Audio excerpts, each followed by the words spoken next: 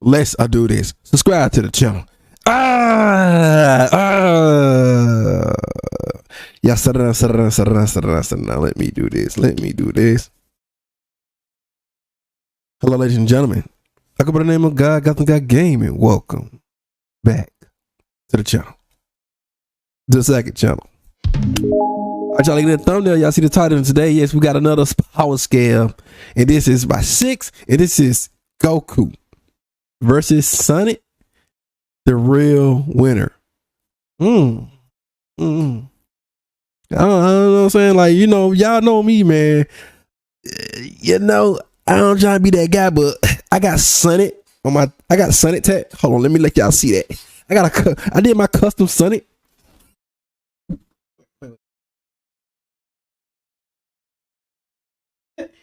Damn.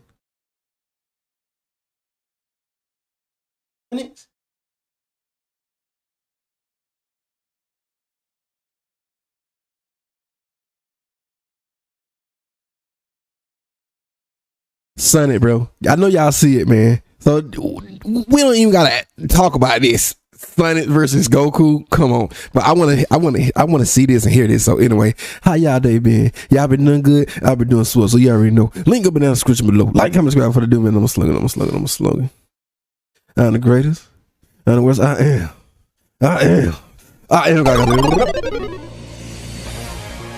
Goku. Kakarot. Look at your boy Sonic. Oh yeah, I forgot he could do the what the thing is, the chaos thing. Yeah, that if Sonic go against UI Goku, yeah, Sonic got that.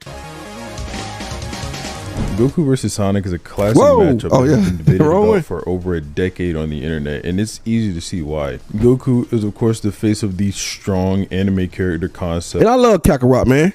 And the idea of if someone could beat Goku is commonly used as this sort of metric to gauge if a character is powerful or not. Sonic the Hedgehog is a fairly powerful character in his own right, and his series has drawn inspiration from Dragon Ball for things like the supersonic transformation, which parallels the iconic Super Saiyan form, and the backstory for Silver the Hedgehog, which is very similar to the tragic backstory for future Trunks. Due to the long-running history with both characters and their ever-increasing power levels, I'll be covering the battle in multiple rounds featuring different forms of both characters. The first round will be Goku at the original end of Dragon Ball versus base classic Sonic. The second round will be Goku at the end of the Buu Saga versus base modern Sonic. The third round will be post-tournament of power Goku versus Super Sonic. And lastly, the fourth and final round will be true Ultra Instinct Goku from the Dragon Ball Super manga versus Hypersonic. I tried to keep these matchups as fair as I could, but Goku's power progression is very linear compared to the growth Sonic achieves with his different transformations, which is why I excluded those in the first two rounds. Before getting directly into the video, I'd like to ask if you could leave a like on the video and subscribe. This is around my third or so Sonic video, and I plan on making much more in the future, but let's get started. Since I gotta see that, bro. I gotta see that, cause yeah, like me, I'm predicting that pretty much Sonic's gonna win all these. That's just me though. If that's true, that Goku can't beat SpongeBob, bro. And people think that Goku could beat Saitama, get out of here. I've done a couple videos scaling Sonic before. For the first round, I'll start off by scaling Goku. Original Dragon Ball marks the beginning of Goku's journey to becoming one of the strongest fighters in the entire multiverse. Obviously, Goku is not very strong for the beginning, but I love Goku now. Don't get me wrong, I love Kakarot. But after years of martial arts training and learning how to harness ki, he becomes one of the strongest beings on Earth. Red Ribbon. Goku's scaling starts to pick up during the Tien Shinhan saga, where Goku fights Tien Shinhan. While Tien does go on to beat Goku via an out of balance technicality, Goku was still strong enough to clash with him, take his attacks, and damage him. Now this is impressive because Tien earlier had a battle with Master Roshi under the guise of Jackie Chun. Roshi forfeits the battle before he can go all out, but tells Tien that if they had actually fought to the finish, Tien probably would have won. This would be consistent with what's presented in Daizenshuu 7, which tells us that Goku and Tien both had power levels at 180 at the time, while Roshi had a power level of 139, with Tien being stronger than Roshi and Goku. Yeah, I said it right there. being relative to Tien. You can scale this Goku over the infamous moon-busting feat Roshi performs earlier on in the series. Goku continues to grow more and more powerful and winds up to the likes of King Piccolo and Piccolo Jr., or just Piccolo as he's more commonly known, and ultimately surpasses Roshi's moon-busting feat many times over.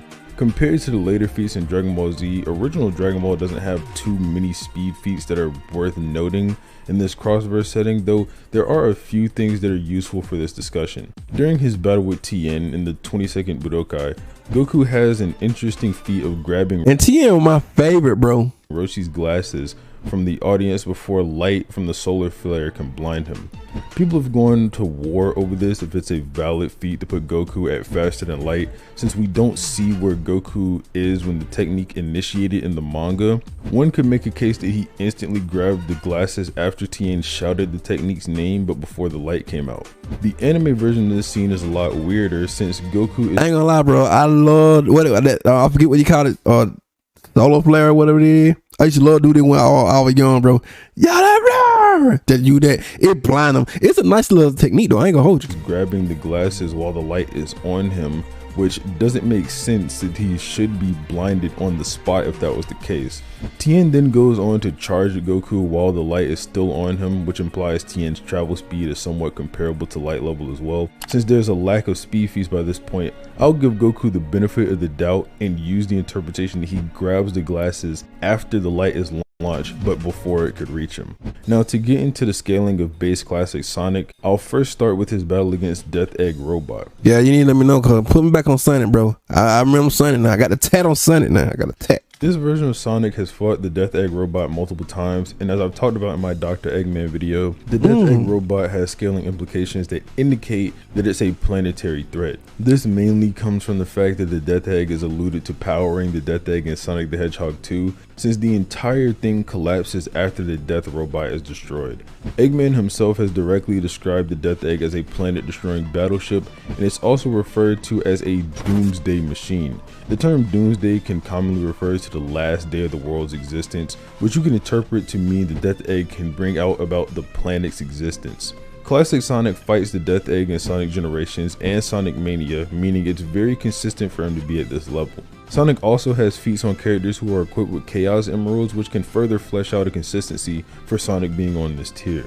In Sonic Unleashed, we see that individual emeralds can restore the shattered— I forgot he could transform to like that beast fragments of Earth. I'll link the calc for this in the description, but these fragments were so huge and were moving fast with the kinetic energy to do this around 3.4 times 10 to the 34 joules, or over 81 Yoda tons. On most tiering systems, this goes way past the planetary tier and sits within the large planetary ranges. Sonic the Fighters features Sonic fighting a lot of his friends and rivals. I never played that game right now, bro. I wanted to play that too. Who are all equipped with Chaos Emeralds and defeating them, including Knuckles, who should be one of the best users of Emeralds considering the history his clan has with them. Sonic's speed scaling during this time frame is pretty simple. I mentioned this in my How Strong is Sonic video, so I'll briefly summarize it here. Sonic I gotta look that up, but he didn't get us the details. Features the time warp ability, which is a time travel technique that requires the user to run and maintain light speed to perform. Sonic can perform this technique throughout Sonic CD and is also shown being able to do this in Sonic Mania. While Sonic's running speed is a light speed based on this, you can scale his combat speed a bit higher since he can dodge Metal Sonic's maximum overdrive attack, which increases his acceleration by 4 times. Without this attack, Metal Sonic is already comparable to Sonic in travel speed and is also confirmed to have higher acceleration than Sonic, meaning his overdrive charge should be at least 4 times faster than light, if not even higher. With the scaling part of this round done, we can throw the characters into a battle. At first glance, you can obviously tell that Sonic has a clear advantage in stats. He has more concrete, faster than light scaling, and could one-shot Goku if he lands a hit based on his planet to large planet levels of AP. Goku at this point has not acquired many abilities, so his only notable technique that could help him or give him an advantage is the solar flare. But due to the difference in strength, it's very unlikely that Goku could land a decisive blow, even if he managed to land this attack on Sonic.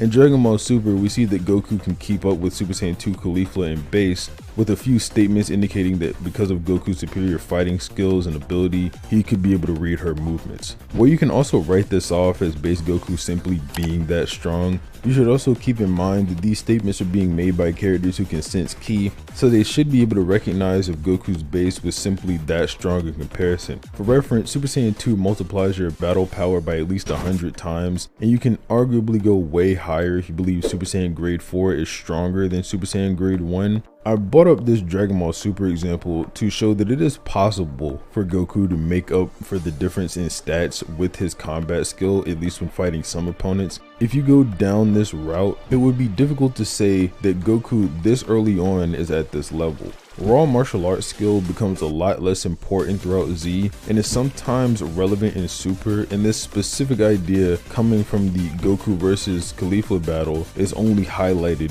one time. To Goku's credit, Sonic, especially at this point in time, has a very straightforward fighting style. If you ever played a Sonic game, you'll know Sonic's fights mainly consist of him using his speed to evade his opponent's attacks and then charging at them to counterattack.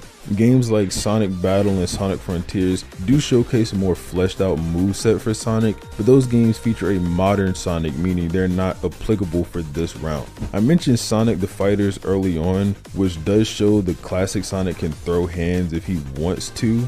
This is not as impressive as Goku being able to scrap with and surpass numerous martial arts masters in his lifetime. So while you can definitely say Goku is more skilled than Sonic, it's very hard to prove that the gap is big enough that he would be able to make up for the stat difference because like a draw. Like I said earlier, it's also hard to prove that this version of Goku is at this level. So this right here could be a draw for this round one. Martial arts mastery to begin with. So for this reason, I'm giving this round to Sonic. Oh, I ain't gonna lie, I thought it was gonna be a draw or whatever, but you know, round one Sunday. Okay, let's go.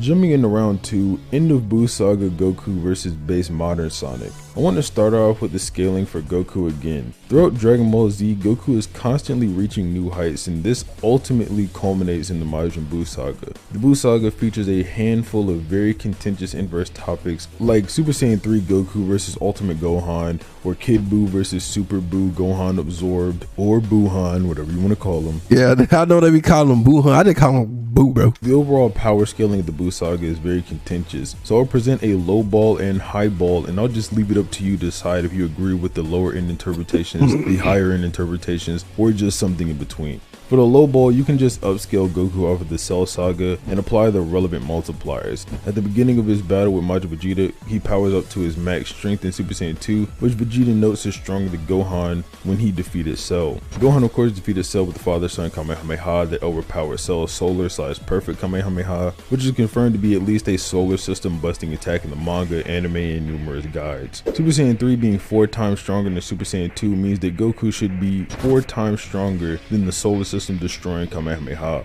You can extend the argument even further if you choose to apply some information from anime fillers. In the Afterlife training arc, Goku has a confrontation with Super Perfect Cell, and before they can actually clash, Pikkon appears in Pikkon, bro, I hate that Pikkon fella, bro. They need to bring Pikkon back too, man. God.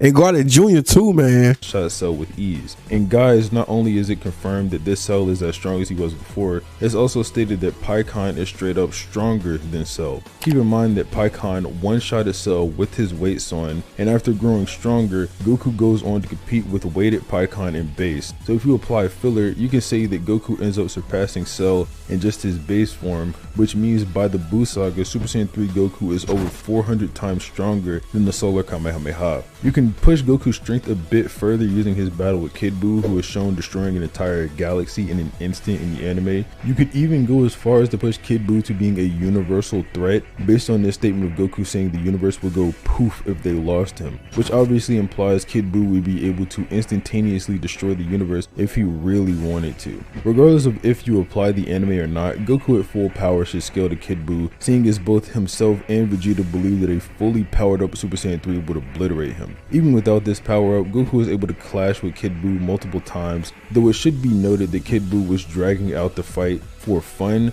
so he's likely holding back to a certain extent. For the higher end interpretation, this will mainly be centered around the idea that Kid Buu is stronger than Buuhan and upscaling him and Goku off of Buuhan's Vice Shout. There are many statements in the anime describing Kid Buu as the strongest form of Majin Buu by Goku and the narrator itself. Many anime guys support this even further, with statements talking about how Kid Buu hadn't lost any strength but only his intelligence after Fat Buu was ripped out of Super Buu, and others just affirming Kid Buu is the mightiest of the Boos. In the anime, Buuhan gets so enraged to the point where he uses a technique called outside space, a special variation of Vice Shout to create distortions in the very fabric of reality itself. The anime and Daizenshu both confirm Buuhan would have crushed the universe between different dimensions had Vegito not stopped him. A big contention people have with this is that this could just simply be some sort of spatial distortion hacks ability, which isn't consistent with what the series actually tells us. Like I said, outside space is a variation of Vice Shout,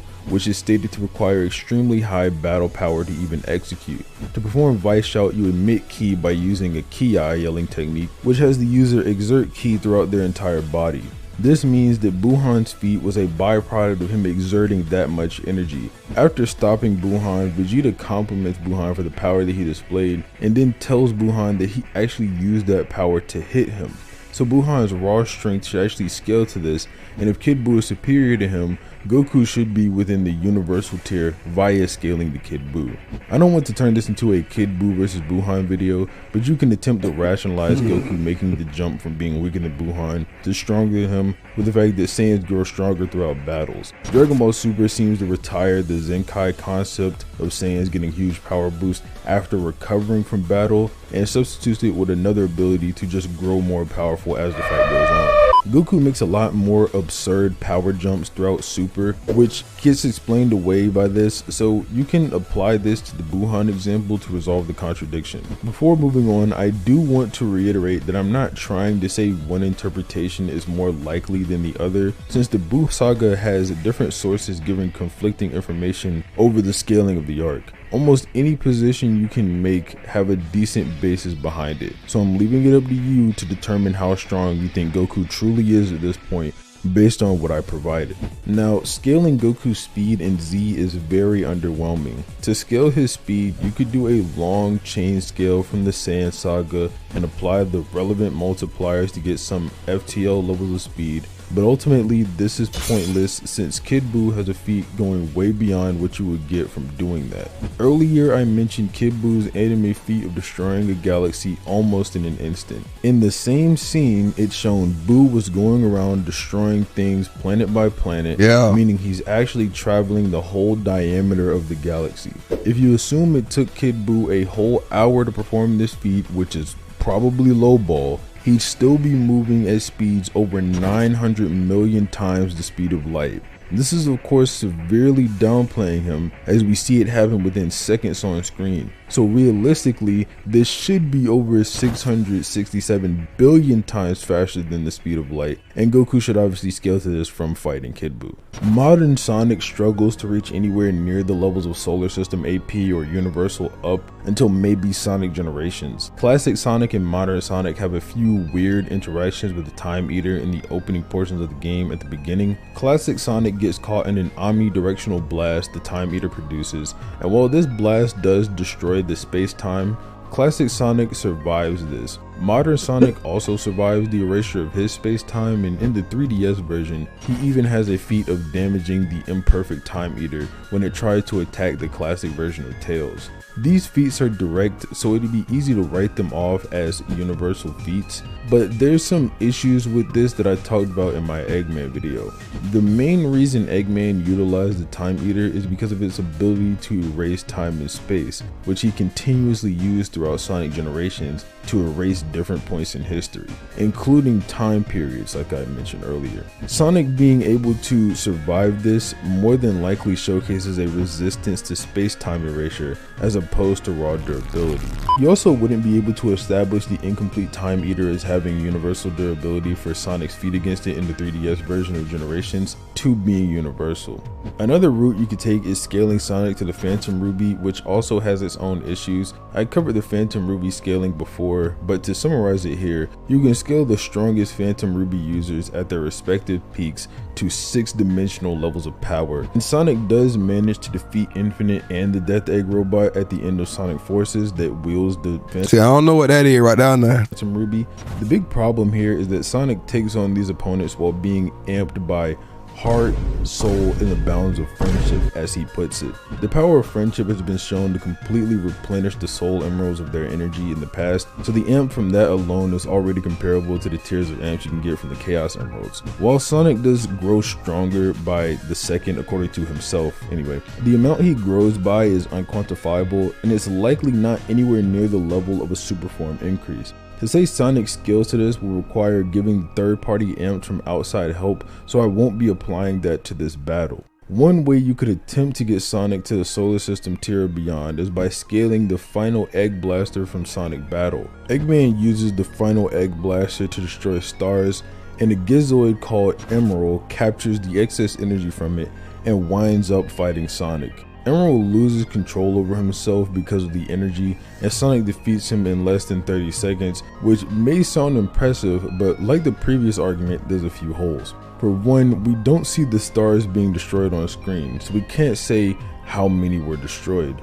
It could have also destroyed an entire star cluster, or it may have been as little as 2 to 3. Furthermore, the excess energy left after the final Egg Blaster destroyed the stars does not even need to be on the same level as the full power beam itself. Emerald can't even control this energy like I said, and Emerald is severely damaged by even holding in this power. Lastly, the energy is constantly leaking out of Emerald as well, so not only is the amp going away as time goes on, but I'd also like to point out that if the multi-solar system level energy was constantly being leaked out in the Death Egg, which is relatively close to Earth, then it probably should have been destroyed. I think the point is clear that a base modern Sonic is struggling to get near Goku's power for this round, so Goku has a massive strength advantage. While Sonic may not be able to even scratch Goku, if he's fast enough, he could use some form of durability negation to bypass the difference. So the question is, how fast is Sonic?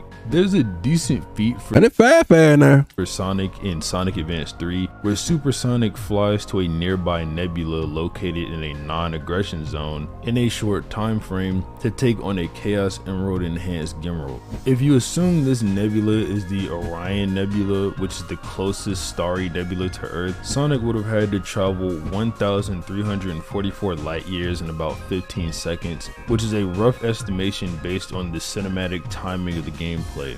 At the rate Sonic would have had to move at about 2.8 billions of times the speed of light. Something to note is that Eggman is also present in this boss battle and keeps up with Super Sonic's flight speed with his Eggmobile. This isn't to say Eggman scales to Super Sonic's top speed necessarily, but he should scale to this nebula traveling feat, especially when considering he would have had to perform a similar feat to get there as well, since he also has started at Earth just like Sonic did. It's very consistent for Sonic to be able to keep up with and catch up to the Eggmobile throughout the series in his base form, so it's easy to backscale this to base Sonic. Even though this is very impressive, this pales in comparison to the Kid Buu speed feat I brought up earlier. The best argument you could use to try scaling base Sonic beyond speeds of Z Goku is by arguing that he has inaccessible or immeasurable speed based on the feats he has in white space of Sonic generations. Inaccessible speed would come from the fact that the white space has no time for Sonic, so for him to be able to move in this area, he'd be moving in 0 time. The immeasurable speed argument would be based on Tails stating that they were traveling through time and space, and that the Sonics accelerate through time and restore the worlds erased by the Time Eater. The latter does not work at all because it makes more sense for Tails to be saying traveling through time or accelerating through time, with a metaphorical meaning behind it. White space not having time to begin with contradicts a literal interpretation of what Tails says, since how would you travel through time in a place that has no time? The statement of the white space not having time comes from Eggman, who should obviously be the most credible in-series source when it comes to the Time Eater in white space. The inaccessible argument is way more concrete, however it also has its contradictions. A big issue with a lot of the feats regarding characters moving in timeless voids is that they often have characters doing basic and simple movements in these realms, which would wind up upscaling their speed and basically everything that they could do. In Sonic's case, you'd be expected to believe that he can wake up, talk, walk, and casually move about at this speed. Any case of Sonic taking time to even blink or something minute like that would conflict with the showings in Generations, since the passage of time should be meaningless to Sonic and anyone who scales to his base. Later games like Sonic Lost World, Sonic Forces, and Sonic Frontiers all have different implications of time passing as Sonic's on that game's respective adventure, which again wouldn't make any sense if base Sonic could move around in literally no time at all. Frontiers probably has the best example since you literally witness the change from daytime to nighttime and vice versa as you play throughout the game. If you really wanted to give Sonic the benefit of the doubt, you could ignore those contradictions completely, but you can also make a similar inaccessible speed argument for Goku. In the Buu Saga, Goku implies that time does not exist in the afterlife, which is even backed up by a guide saying that the afterlife lacks the concept of time. So Goku moving in there is a lot more impressive than Sonic's speed feat, even if you granted the notion that the white space speed scaling is consistent. What? I'm sure you got the idea as I was explaining the scaling for this round, that Goku easily wins with a simple speed blitz in one shot. Hex isn't too important since ironically enough, Sonic would be too slow to land a hit and there's not much he can really do to stop that, even with the best speed scaling you could realistically attribute to him. So with that out of the way, we can quickly jump into round 3, End of Tournament of Power Goku versus Super Sonic. I've scaled Super Sonic before, so I don't need to go into full detail about how powerful he is. If you want the full explanations for how the scale works, I'd recommend watching the How Strong is Sonic video I mentioned earlier, but I'll briefly summarize it here. I probably gotta look it up, but she finna let us know. In Sonic Rush, Eggman and Eggman Nega are going to use the Chaos Emeralds and Soul Emeralds to create their dream Eggman land that transcends dimensions. Eggman has shown knowledge of space-time abilities before this and is aware of the imaginary world, which houses a 4-dimensional space. So when the Eggmen make this statement, this means they are seeking to create a beyond 4-dimensional Eggman land, or in other words, a 5D realm. For speed, Super Sonic scales to immeasurable speed based on him fighting beings like the Time Eater, whose whole shtick is being able to move throughout time. Sonic can also fight the likes of Solaris, a temporal omnipresent being that required Sonic and his friends to fly throughout past, present, and future to ultimately take down. For round 3, the main question is if Goku reaches either of these tiers in Dragon Ball Super. For cross-verse related scaling, the most important feat to mention for Goku in Super is his clash with Beerus in Battle of Gods, which was going to destroy the entire Universe 7 macrocosm. The macrocosm being filled with multiple universe-sized structures makes this feat astronomically more powerful than a generic universal feat. Many would argue this is a low multiversal feat, which Goku proceeds to surpass by, I kid you not, millions upon millions of times over his numerous battles and training arcs after this. Being high into 4-dimensional levels of power would still pale in comparison to Sonic's 5D power. There is this one interesting scan that floats around out there where it states that the afterlife is dimensionally transcendent, or a realm that transcends dimensions, depending on the translation, which some can use to argue the macrocosm is 5D, which would make the Battle of Gods clash 5D as well. The problem with this argument is that the term used here is choetsu, which translates to transcendence in English, and transcendence can refer to an existence or experience beyond the normal or physical level. In this context, existence beyond the normal or physical level can just refer to existing as a soul and the fact that this is a spiritual realm.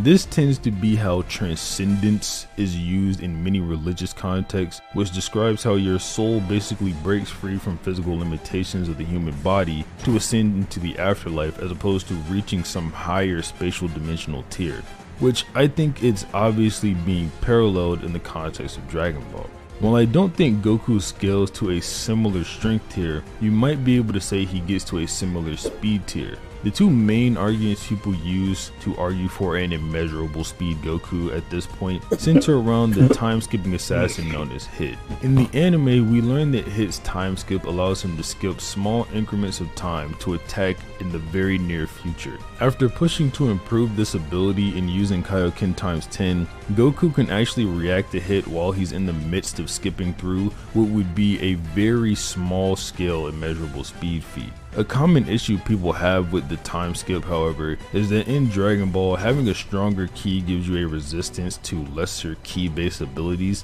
so Goku's feat may have been a byproduct of this resistance as opposed to raw speed. This idea is backed up by the Dragon Ball Super manga, where Whis outright confirms that Hit's ability only works when people on his level or below him. This is important to consider when talking about Hit's next interactions with Jiren. To put it short, Hit's time skip ability was completely useless against Jiren, and even when trapped in a time cage, he was able to easily break out of it by simply trying a bit harder. Due to his display against Hit, the Angel Vado said that Jiren's power transcends time itself, which gets misinterpreted as her saying Jiren's speed or existence as a whole transcends time, which is very blatantly a misreading of what she says. This statement is as straightforward as can be and lines with the idea of stronger characters being able to resist the abilities of those weaker than them in Dragon Ball. Jiren, by virtue of being way stronger than Hit, has far superior ki, therefore Hit's ki based abilities would not work against him. The series is very consistent with how they treat ki related hacks resistance, so I'm not sure where this misconception of Jiren transcending time came to even be. The victor for this round should be obvious. Like the last round, another very simple speed blitz in one shot. In this case, Goku can't really do anything to stop Sonic. He can't use his skill to overcome this extremely large gap that's maybe an entire dimensional tier of existence. Thankfully, for the final round though, things get a little bit more interesting. For the fourth and final round, we have True Ultra Instinct Goku versus Also, Sunny won the round 3. God, wait a minute. Let's see the final round. Now let's see who's gonna win this one. Goku UI versus Sunny Hype. is Hypersonic. This version of Goku only exists. I think Sunny Hype. I mean, I already know about Goku. You know, UI man. I don't know too much about Sunny Hype though. I know a little bit, not too much. Just in the manga at this point, since the Granola arc is yet to be animated, so only the Dragon Ball Super manga scaling will be used for this video. At the beginning of the Granola arc, Whis states that he does not know anyone stronger than Goku and Vegeta at the moment, but they could never guess when another strong fighter may appear. This means that wait, well that black Frieza, what? But they could never guess when another strong fighter that black Frieza may appear.